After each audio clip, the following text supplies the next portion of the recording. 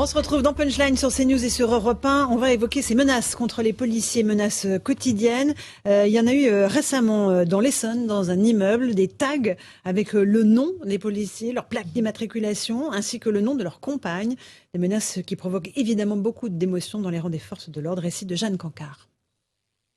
C'est dans ce hall d'un immeuble à Vigneux-sur-Seine dans l'Essonne que des policiers découvrent ces inscriptions. Les bleus, il n'y a plus d'avertissement. Maintenant, on va vous...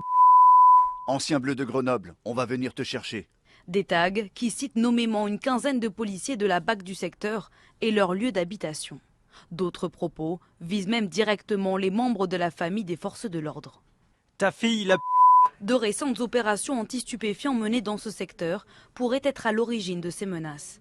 Mais en s'en prenant aux proches de ces fonctionnaires, une ligne a été franchie selon ce syndicat. C'est une véritable chasse aux flics qui est organisée aujourd'hui contre les policiers. Et le sentiment d'insécurité, il est réellement présent. Pas pour le policier en lui-même, mais comme je le répète, à longueur de journée, aujourd'hui, le policier s'inquiète pour sa famille avant tout. Des plaintes vont être déposées aujourd'hui par les policiers visés pour menaces sur personnes dépositaires de l'autorité publique. Et on est en ligne avec Grégory Geron, secrétaire général du syndicat de police Unité SGP. Bonsoir à vous. Évidemment, vous êtes choqué par ces inscriptions, car il s'agit de menaces réelles pour vos collègues.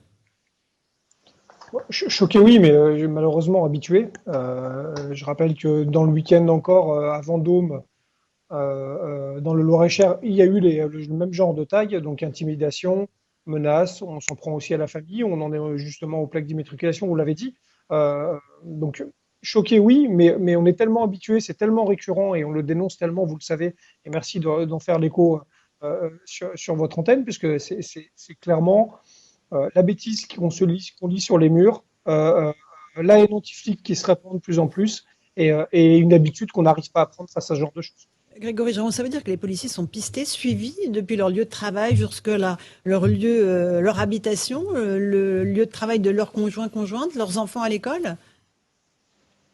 Oui, mais ça fait partie des menaces existantes, ça fait partie de ce qu'on dénonce régulièrement, ça se fait partie des arguments qu'on a avancés aussi, rappelez-vous, quand on a défendu l'article 24 dans la PPL Fauvert-Toureau, ça fait partie de cette protection fonctionnelle qu'on demande. Et je pense qu'il y a une chose simple aussi qu'on devrait élargir rapidement, c'est de l'anonymisation des policiers dans les procédures.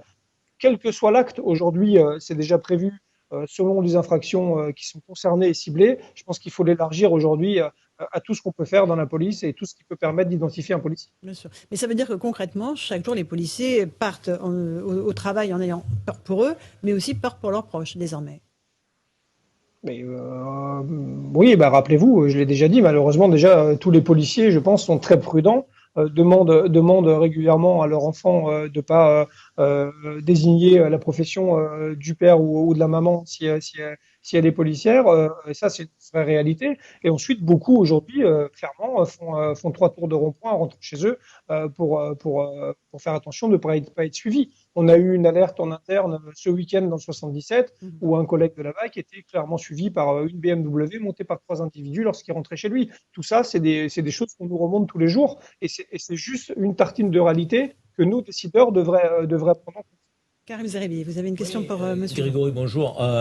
Est-ce que vous diriez, comme le ministre de l'Intérieur, que c'est parce qu'on a mis la pression très fortement sur des petits caïds, là, des groupes de trafiquants, qu'il y a cette forme de riposte très ciblée?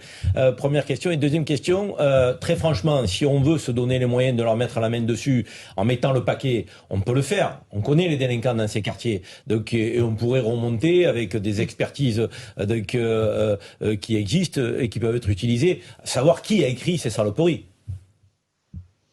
Sur la première question, forcément, il peut y avoir une relation de cause à effet, en effet, avec la pression mise sur les points stupes, etc. Mais bon, globalement, de toute façon, encore une fois, on peut se replonger dans les archives et voir que malheureusement, ce genre de choses arrive depuis maintenant de très nombreux mois. C'est simplement la récurrence qui est inquiétante, clairement, puisque c'est devenu aujourd'hui la mode et tous les quartiers affichent le nom de mes collègues sur leur mur, carrément. Donc, il y a sûrement peut-être une accélération de la récurrence, vient peut-être en effet de la pression mise sur les points stupes. Le deuxième point, est-ce qu'on est capable aujourd'hui de mettre fin à ça? De toute façon, on sera capable dès lors qu'il y aura une vraie volonté politique. On en a déjà discuté plein de fois. Ça passe forcément par l'identification, forcément par l'arrestation, mais forcément aussi par la traduction devant la justice. Et clairement, on ne va pas encore recommencer le débat de la justice et de la réponse pénale, mais clairement, dans le maillon et dans la chaîne, le petit manque ou la petite faiblesse, elle est sûrement là quand même.